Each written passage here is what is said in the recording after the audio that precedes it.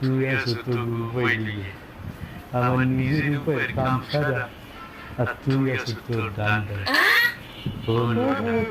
দুনিয়ায় তো গোজা গল্প মারছি, সবই আমার ধর্ম ব্যবসা ছাড়তে বলছে। চোখ দুইটে বুঝে গেলে দুনিয়ার কেউ কারণ না।